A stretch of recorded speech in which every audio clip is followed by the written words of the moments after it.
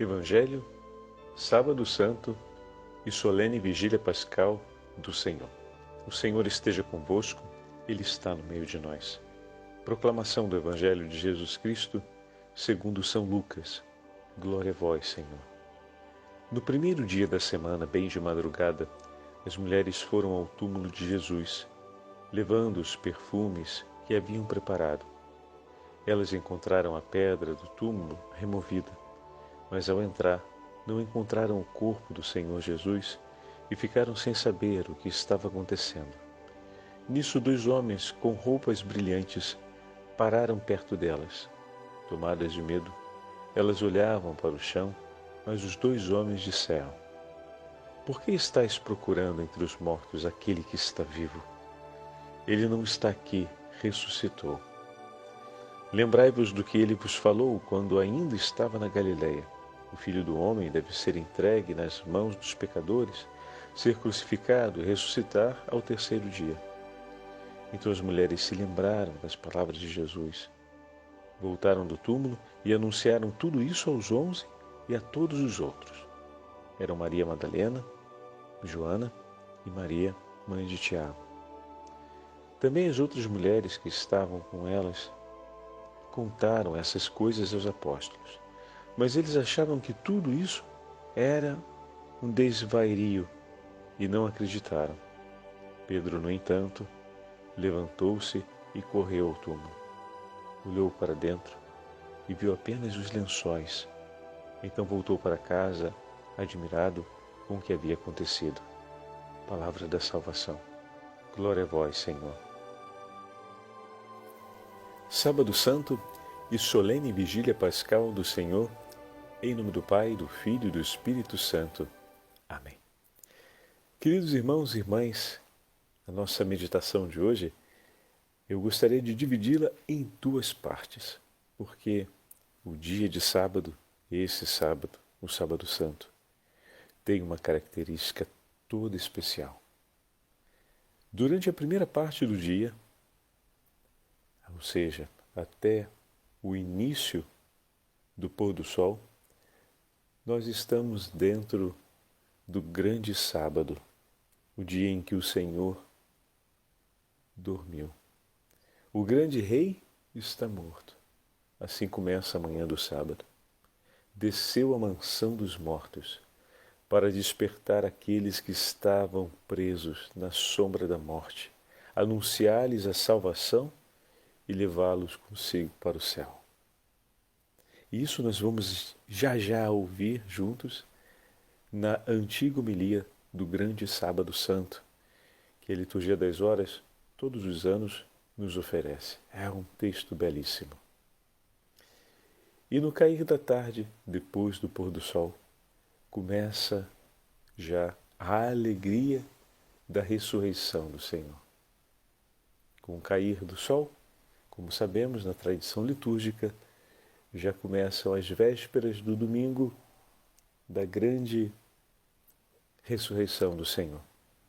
Então, a segunda parte do sábado de hoje, ela é marcada pela vigília pascal, que por tradição, em muitos lugares se celebra nas tardes horas da noite, já praticamente no marco da meia-noite, mas hoje, por diversas circunstâncias, nós a antecipamos por razões de segurança, por razões de bem-estar da população como um todo, mas, sobretudo, para uma maior participação dos fiéis. E por volta das 8 horas da noite, e em muitos lugares do nosso Brasil, já estaremos celebrando a ressurreição do Senhor. Já estaremos celebrando a alegria do domingo da ressurreição, porque se alarga. A alegria da ressurreição do Senhor, ela se alarga, assim como todos os domingos, na parte da tarde, ou seja, depois do pôr do sol, ou do horário ordinário de pôr do sol, que a gente sabe que em muitos lugares muda, né? Aqui na Europa, por exemplo, o pôr do sol no período do verão vai para 9h30 da noite. Imagina você, se a missa de domingo a gente iria fazer 9 horas da noite, ia ser um pouco mais difícil, né? No verão, o pessoal participar da missa de noite. Mas o pôr do sol, ele marca o início do novo dia, porque às vésperas do dia anterior se espera o nascer do sol. Uma vez que o sol se pôs, se concluiu o ciclo do dia e agora já se começa a espera pelo novo nascimento, pela nova aurora. Então as alegrias se movem já em direção ao dia vindouro, porque o homem não foi chamado para permanecer nas trevas, e das trevas do caos o Senhor chamou a ordem e a vida tudo o que foi criado. Então é importante observarmos esse detalhe tão marcante que a liturgia nos entrega como sinal. Por isso, já na tarde de hoje, começaremos a celebrar as alegrias da ressurreição do Senhor, e o evangelho que ouvimos foi o evangelho de Lucas, capítulo 24, que falaremos já já. Eu gostaria de começar essa primeira parte do dia lendo a grande homilia do Sábado Santo, que nos conta a respeito da descida do Senhor à mansão dos mortos para anunciar-lhes a ressurreição. O filho de Adão vai ao encontro de Adão para anunciar-lhe a vida. A descida do Senhor à mansão dos mortos. O que está acontecendo hoje?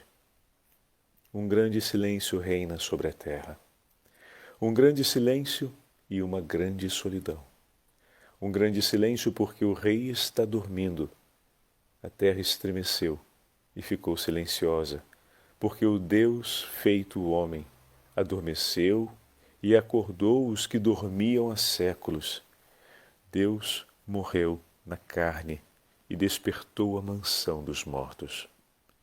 Ele vai antes de tudo à procura de Adão, nosso primeiro pai, a ovelha perdida. Faz questão de visitar os que estão mergulhados nas trevas e na sombra da morte. Deus e seu Filho vão ao encontro de Adão e Eva cativos, agora, porém, libertos dos sofrimentos. O Senhor entrou onde eles estavam, levando em suas mãos a arma da cruz vitoriosa. Quando Adão, nosso primeiro pai, o viu, exclamou para todos os demais, batendo firme no peito e cheio de admiração: "O meu Senhor está no meio de nós." E Cristo respondeu a Adão, dizendo: "E com o teu espírito." E tomando-o pela mão, disse: "Acorda, tu que dormes, levanta-te dentre os mortos, e Cristo te iluminará. Eu sou o teu Deus, que por tua causa me tornei teu filho. Por ti e por aqueles que nasceram de ti, agora digo, e com todo o meu poder ordeno aos que estavam na prisão: saí, e aos que jaziam nas trevas: vinde para a luz, e aos que entorpecidos: levantai-vos e andemos. Eu te ordeno, acorda, tu que dormes, porque não te criei para permaneceres na mansão dos mortos. Levanta-te dentre os mortos, eu sou a vida dos mortos. Levanta-te, obra das minhas mãos, levanta-te, ó minha imagem, tu que fostes criado à minha semelhança, levanta-te, saiamos daqui, tu em mim e eu em ti. Somos uma só e indivisível pessoa. Por ti, eu, o teu Deus, me tornei também teu filho. Por ti eu, o Senhor, tomei tua condição de escravo. Por ti, eu que habito no mais alto dos céus, desci à terra e fui até mesmo sepultado debaixo da terra. Por ti, feito homem, tornei-me como alguém sem apoio, abandonado entre os mortos. Por ti, que deixastes o jardim do paraíso ao sair de um jardim, fui entregue aos judeus e num jardim crucificado. Vê em meu rosto os escarros que por ti recebi, para restituir-lhe o sopro da vida original. Vê na minha face as bofetadas que levei, para restaurar, conforme a minha imagem, tua beleza outrora corrompida. Vê em minhas costas as marcas dos açoites que suportei por ti, para retirar de teus ombros o peso dos pecados. Vê minhas mãos, fortemente pregadas à árvore da cruz, por causa de ti, como outrora estendestes levianamente as tuas mãos para a árvore do paraíso. Adormeci na cruz, e por tua causa a lança penetrou em meu peito. Como Eva surgiu do teu, ao adormeceres no paraíso. Meu lado curou a dor do teu lado. Meu sono vai arrancar-te do sono da morte. Minha lança deteve a lança que estava dirigida contra ti do inimigo infernal. Levanta-te, vamos daqui. O inimigo te expulsou da terra do paraíso. Eu, porém, já não te coloco no paraíso, mas num trono celeste. O inimigo afastou de ti a árvore, símbolo da vida. Eu, porém, que sou a vida, estou agora junto de ti. Constituí anjos que como servos te guardassem. Ordeno agora que eles te adorem como Deus, embora não sejas Deus. Está preparado o trono dos querubins, prontos e apostos os mensageiros, construído o leito nupcial, preparado o banquete, as mansões e os tabernáculos eternos adornados, abertos os tesouros de todos os bens e o reino dos céus preparado para ti desde toda a eternidade. Levanta-te, vamos.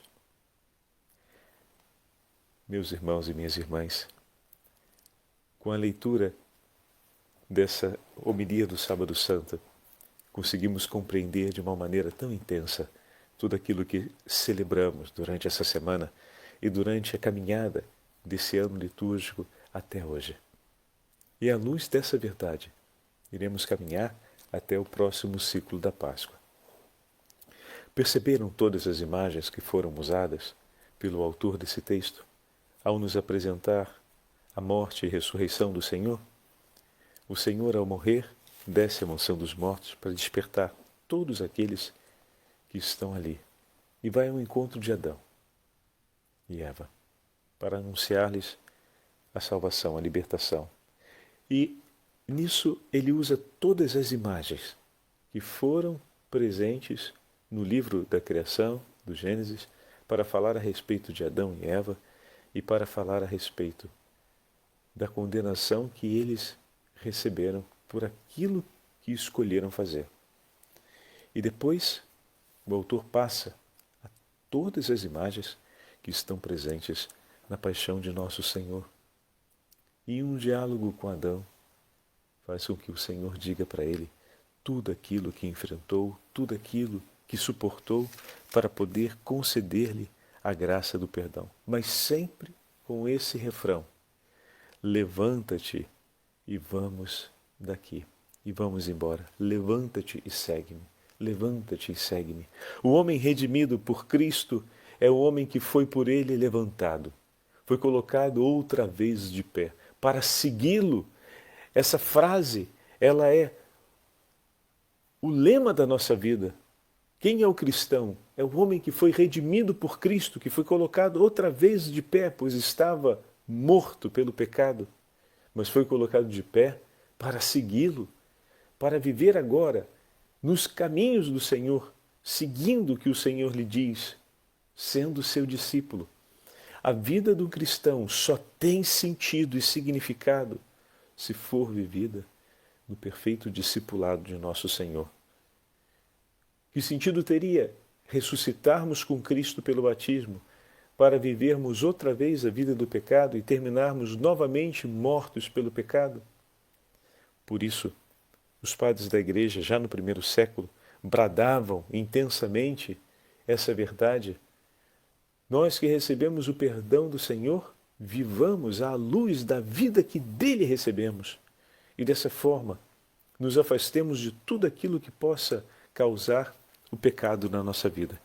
É bem verdade que com certa frequência retornamos aos mesmos pecados, ou melhor, caímos novamente no pecado e caímos nos pecados que já conhecemos.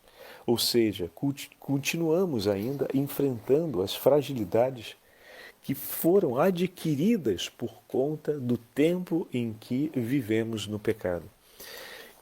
Durante o tempo em que vivemos no pecado, as fragilidades se estabelecem no nosso pensar, no nosso sentir, no nosso modo de nos relacionarmos conosco e com o próximo. Essas imperfeições, ou melhor, essa influência que causa o pecado em nós, ela estabelece uma necessidade contínua de que o Senhor nos purifique. A purificação espiritual, como normalmente falamos, ela está ligada a isso, e os padres da Igreja falam com muita clareza a respeito disso. Eles dizem, bom, uma vez que nós aprendemos como a graça de Deus veio ao nosso encontro e nos libertou do pecado, aprendemos também aquilo que nos ameaça. Porque pela libertação, pelo perdão, também temos a percepção mais clara daquela que é a doença, que é a escravidão. Então, a partir de agora, o inimigo não vai deixar de colocar as armadilhas no nosso caminho. Essas realidades não vão deixar de acontecer. A diferença é que os nossos olhos estão abertos e que nós temos a luz de Cristo para saber onde colocamos os nossos pés. É preciso escolher não se aproximar outra vez dessas realidades. É preciso escolher permanecer no caminho que o Senhor nos mostra, com os olhos bem abertos e atentos à vida que levamos. Então, com muito realismo, os padres da Igreja nos falam a respeito do fato de que a vida continua. E toda aquela realidade que está presente na vida, ela permanece conosco. A diferença é que agora estamos de pé porque Cristo nos salvou, porque Cristo derramou seu sangue, nos chamou da morte, nos perdoou, nos libertou do pecado. Então estamos novamente de pé como homens livres e estamos iluminados por Ele, de maneira que agora vemos com maior clareza tudo aquilo que tem no caminho. E continua sendo um vale de lágrimas, e continua sendo um caminho cheio de armadilhas. E a gente vai precisar andar seguindo através de tudo isso, passando pelo meio de tudo isso e seguindo na direção do Senhor. E se porventura acontecer que caiamos novamente em uma armadilha, peçamos novamente ao Senhor seu perdão e sua misericórdia, e Ele vai outra vez nos libertar. E cada vez que Ele nos liberta, aumenta a nossa consciência e aumenta a nossa clareza a respeito de onde estão as armadilhas. Mas o que vai aumentar o nosso vigor é a repetição da escolha por evitá-las. Estão percebendo onde é que está a diferença? Na medida em que a gente exercita a renúncia e o combate, o coração se torna vigoroso. O que nos faz não cair não é simplesmente ver bem aonde está o perigo, mas é exercitar o ato de sabendo onde está o perigo e vendo bem, que isso é importante, mas exercitar o ato de me afastar, de não querer e de estabelecer uma decisão por não me aproximar ou não tomar outra vez aquilo que eu já sei que é um mal, é um dano, ou renderá um dano para a minha alma e um dano para a relação com Deus e com o meu próximo. É ali que se adquire o vigor. Não é apenas contentar-se em ter a luz de Cristo, mas em decidir seguir. Levantar é obra do Senhor. Diante da nossa súplica, o Senhor vem e nos levanta. E segui-lo como discípulo é um chamado que o Senhor nos faz, mas é ali que nós vamos exercitar o vigor daquilo que recebemos do Senhor. Por isso a grande importância de termos bem claro que é no seguimento de Cristo que se estabelece o vigor da alma. É no seguimento de Cristo que se estabelece a vida que Ele nos concedeu. A vida vigorosa, né? Uma criança não consegue caminhar sobre as próprias pernas, mas na medida em que ela começa a exercitar os músculos das costas, os músculos do quadril e, por fim, os músculos das perninhas, ela vai conseguindo ficar de pé e conquista o mundo.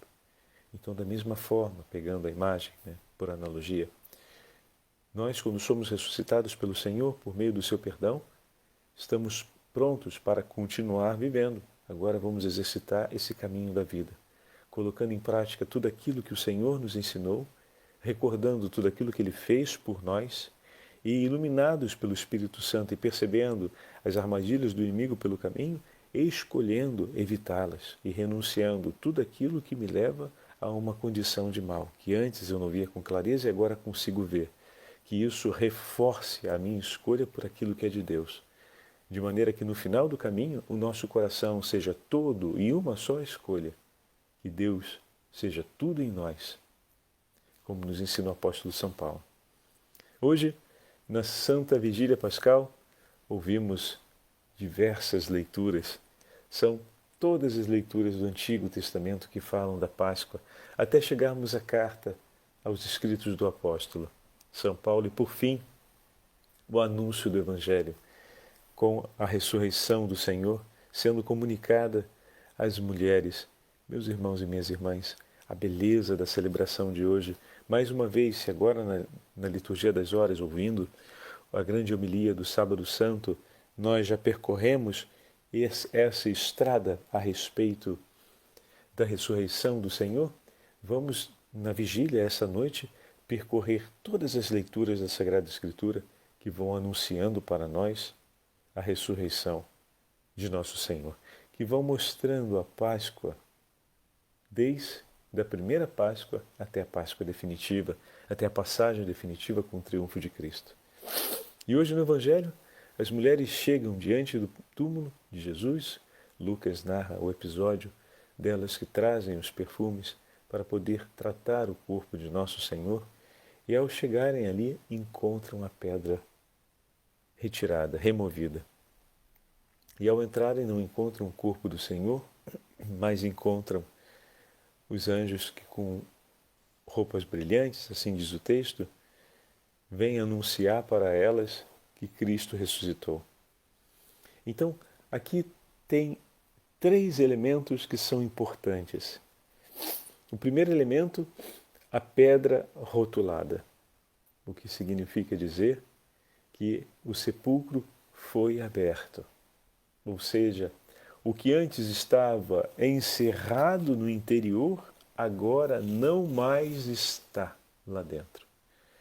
A imagem de Cristo, que desceu à mansão dos mortos, mas não mais está lá dentro. Ressuscitou. Então, o sepulcro aberto recorda ao mesmo tempo para a gente as portas do paraíso que se abrem, pois Cristo venceu a morte e abriu definitivamente as portas da morte que antes encarceravam as almas para que elas possam seguir para o céu. As portas da morte estão abertas. E ao entrarem, não encontram ali o corpo do Senhor, porque o Senhor é o vivente, é aquele que vive para sempre, é aquele que triunfou a morte. Não encontram o símbolo principal que fala a respeito da morte, o corpo, daquele que não mais está, porque o Senhor está no meio de nós. E esse anúncio vem confirmado, terceiro elemento, pelos anjos. Mas por que pelos anjos, Padre? São os cidadãos da pátria celeste que anunciam a nós, como anunciaram no dia da encarnação. Eis que uma grande notícia viemos anunciar para vocês. Nasceu para vós o Salvador. Aquele que estava no céu desceu e veio habitar no meio de nós. E nasceu do ventre virginal da Beatíssima Virgem Maria. Vamos de lá a vê-lo. E agora também os anjos vêm dizer: o nosso Senhor voltou e está no meio de nós. O nosso Senhor tomou o seu lugar nos céus e trouxe consigo todos aqueles que estavam aprisionados pela morte perversa. Vão anunciar que o Senhor ressuscitou. Aquele que estava morto, agora vive. Assim como os anjos anunciaram a encarnação do Senhor, os anjos vêm anunciar que o seu Senhor entrou nos céus com poder e glória, com as armas da paixão, como nós ouvimos na homilia ainda há pouco, com as armas da paixão e trazendo consigo todos aqueles que estavam prisioneiros da morte. E então elas partem para anunciar, perplexas, diz o texto. Bom, não seria de outra maneira, né? Imagina, uma experiência como essa deixa o coração meio que em choque. E elas partem, mas os anjos, uma coisa importante, os anjos recordam os ensinamentos do Senhor. Como ele falou quando ainda estava na Galileia, o Filho do Homem deve ser entregue nas mãos dos pecadores, ser crucificado e ressuscitar ao terceiro dia. E aqui nós vamos ao primeiro anúncio da paixão que foi feito. Então as mulheres lembraram dessas palavras de Jesus e partiram. Partir para o anúncio da ressurreição do Senhor, essa partida é sempre marcada por um ato de memória. Mas não de memória como nossa faculdade, né, própria da razão humana, da mente humana, mas a memória gerada pelo Espírito Santo, que recorda as palavras de Cristo em nós. Então, elas partem para anunciar aos discípulos que ele ressuscitou e levam consigo os sinais da ressurreição, ou seja, o testemunho da ressurreição, não o testemunho do ressuscitado, mas dos sinais que manifestam a ressurreição, e levam consigo também a memória, a ação do Espírito Santo que recorda as palavras de Cristo. Então elas partem para anunciar aos apóstolos aquilo que Cristo lhes disse que se cumpriu. Então elas partem para anunciar a palavra do Senhor, que foi confirmada pelos anjos que ajudaram elas a ver que essa palavra se cumpriu. Depois, obviamente, o Senhor vai aparecer aos discípulos e aos apóstolos e a todos os seus discípulos e vai, enfim, dar Ele mesmo testemunho de sua ressurreição. Mas no mundo, nós caminhamos para anunciar o nome de Jesus, tendo visto os seus sinais e tendo o Espírito Santo em nós que recorda as palavras do Evangelho e nos leva à compreensão mais profunda e à adesão àquilo que o Senhor nos ensinou. É verdade o que o Senhor nos disse, pois Ele é o Deus verdadeiro e Sua palavra é verdade e vida para nós. Nela permanecemos, com ela nós somos, ela nos ilumina e guia nossos passos e nós o recebemos toda vez que nos aproximamos da Santa Celebração Eucarística. E aqui entra a grande beleza do encontro com Cristo ressuscitado, que nós vamos fazer na celebração dessa vigília, onde a Igreja se reveste de todos os sinais da ressurreição. Começa ainda com as marcas da paixão do sábado santo, ou seja, da manhã do sábado santo, a Igreja escura, e tem o rito da luz, e depois vamos ter todos os outros ritos que compõem a celebração da Vigília Pascal, de maneira que nós possamos também compreender a palavra do Senhor nesse movimento. O Espírito Santo faz memória de Cristo em nós renovamos a nossa fé e, por fim, recebemos o Senhor ressuscitado, como vamos ouvir amanhã no Evangelho, e partimos para o anúncio.